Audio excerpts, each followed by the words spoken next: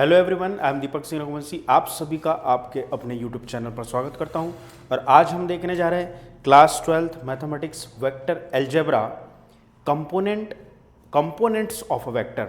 मतलब कोई वेक्टर जिसका मैग्नीट्यूड कुछ भी हो, एक्स एक्सिस की डायरेक्शन में या वाई एक्सिस की डायरेक्शन में या जेड एक्सिस की डायरेक्शन में, किस डायरेक्शन में चल रहा है या उसका डायरेक्शन क्या है, एक्स एक्सिस में, वाई एक्सिस की डायरेक्शन में या जेड एक्सिस की डायरेक्शन में। क्लियर है? ठीक है। तो यहां पर हम देखेंगे कंपोनेंट्स ऑफ अ वेक्टर, किसी वेक्टर का कंपोनेंट क्या होगा। ठीक है। तो हमने देखा कि मान लो कोई वेक्टर p है जिसका पोजीशन p पर x, y, z है। क्लियर है? x से y से और z से इसका ये जो है पोजीशन p है। ठीक है। अब हमने देखा कि इसको हमने p से रिप्रेजेंट कर, मान लो इस पॉइंट का नाम हमने p दे दिया। o से ये रिजल्टेंट वेक्टर है, o से ये क्या है, रिजल्टेंट वेक्टर, o से p तक। तो हमको ये वाले वेक्टर का वेक्टर कंपोनेंट लिखाना है x, y एंड z के अलोंग। ठीक है। तो OP निकालना है, क्या फाइंड आउट करना है, OP। क्लियर है? तो देखो ये जो पॉइंट P है स्पेस में है, यूनिवर्स में है।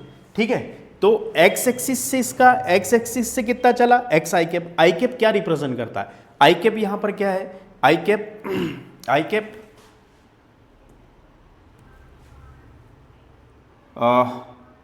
I cap unit vector along x axis. Clear है? J cap unit vector along y axis।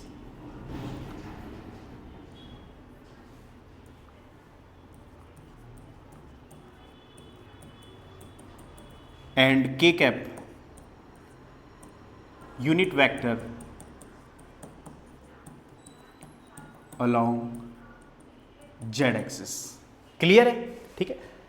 आई कैप मतलब एक्स एक्सिस के डायरेक्शन में एक यूनिट कोई वेक्टर चला, जे कैप वाई एक्सिस के डायरेक्शन में एक यूनिट कोई वेक्टर चला, और के कैप जेड एक्सिस के डायरेक्शन में एक यूनिट कोई वेक्टर चला। क्लियर है? यूनिट वेक्टर क्या है, यूनिट वेक्टर। ठीक है।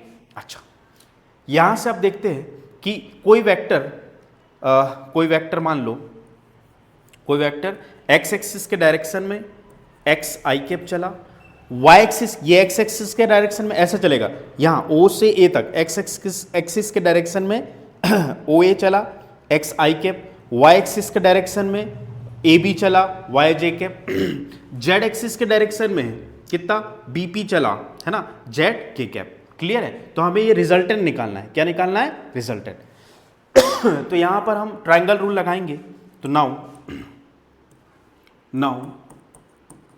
अच्छा, ओपी आने कितना वाला है, ओपी मैं बता दे रहा हूं आपको। यहां ओपी हमारे पास जो फाइनल आंसर आने वाला है वो कितना आने वाला है,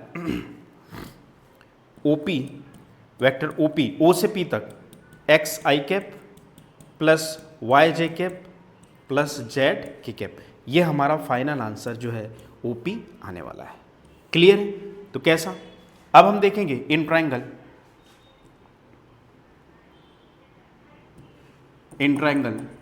ट्राइंगल उठाएंगे हम कौन सा, ओ ए बी, और ट्राइंगल रूल लगाएंगे ओ से ए और ए से बी, है ना,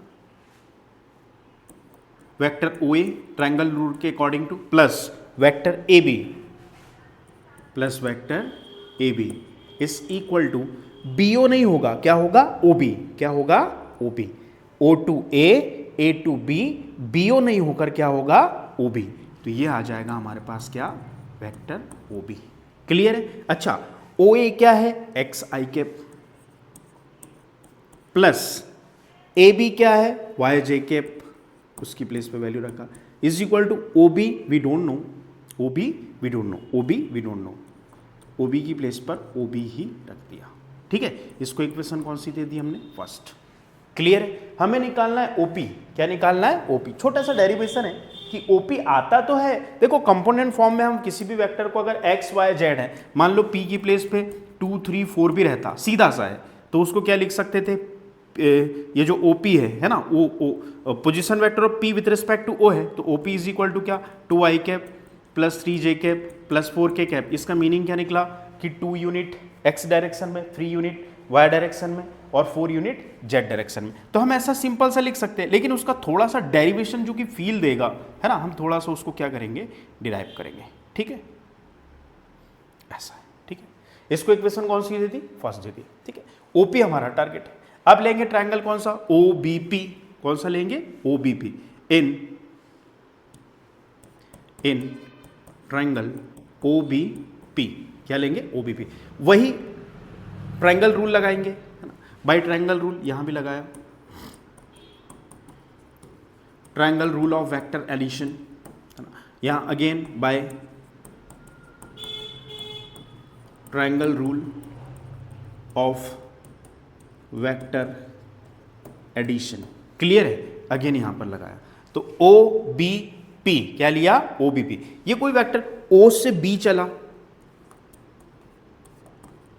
प्लस B से कहां चला, P चला, BP। ये ट्रायंगल जो हमने लिया OBP, तो O से B चला और B से कहां चला, P चला। ठीक है, अच्छा O से B, B से P, PO नहीं होगा, क्या होगा, OP। क्या होगा, OP। तो ये हो जाएगा हमारा वेक्टर OP। ये बात आपको समझ में आ गई। अच्छा, बाय इक्वेशन फर्स्ट OB क्या है, एक्स आई के प्लस वाई जे कैप। सिंपल सा है फील लेने के लिए, है ना। हमें पता है किसी भी वेक्टर का पोजीशन, और किसी भी वेक्टर का पोजीशन वेक्टर अगर x, y, z है, तो उसके कंपोनेंट फॉर्म में एक्स एक्सिस वाई एक्सिस के फॉर्म में एक्स आई के प्लस वाई जे के प्लस जेड के। लेकिन थोड़ा सा हम उसका फील लेना चाह रहे हैं। ठीक है, OB by equation first, by equation first OB की प्लेस पे क्या लिख सकते हैं हम, एक्स आई कैप प्लस वाई जे कैप, है ना, OB की प्लेस पे, प्लस BP की प्लेस पे क्या लिख सकते हैं, केवल जेड के कैप है, ये जेड एक्सिस पे चला है। ठीक है, तो क्या आ जाएगा, जेड के कैप इज इक्वल टू क्या हो गया हमारा, OP। सीधा करके लिखा तो what will we get, the result is that vector OP is equal to क्या हो जाएगा, एक्स आई cap plus y z cap, y जे कैप प्लस जेड के कैप। क्लियर है, यही हमारा टारगेट था, यही हमारा क्या था, टारगेट। तो किसी भी वेक्टर के कंपोनेंट, किसी भी वेक्टर के components along the x axis, y axis and z axis क्या होगा, एक्स आई cap plus y z cap plus z के कैप। एक्स आई कैप क्या है, unit vector along x axis, z cap क्या है, कैप मतलब डायरेक्शन। जहां भी जेड कैप लगा है मतलब आप समझ सकते हैं कि ये वाई एक्सिस के अलोंग चल रहा है वेक्टर। जेड के cap unit vector along Y axis, K cap, है ना, K cap unit vector along Z axis, unit vector along Z axis. तो आई होप आपको समझ में आया होगा। जैसे कोई पॉइंट है हमारे पास, मान लो तीनों एक्सिस में कोई पॉइंट P है 3, 4, 5। क्लियर है, तो इसके कंपोनेंट फॉर्म में कैसे लिख सकते हैं हम इसको, 3 आई कैप मतलब एक्स एक्सिस के अलोंग प्लस 4 जे कैप प्लस 5 के कैप। क्लियर है, तो आई होप आपको कंपोनेंट्स ऑफ वेक्टर, है ना, 3D में समझ में आया होगा। आई कैप एक्स एक्सिस के अलोंग, जे कैप वाई एक्सिस के अलोंग और के कैप जेड एक्सिस के अलोंग। Thank you.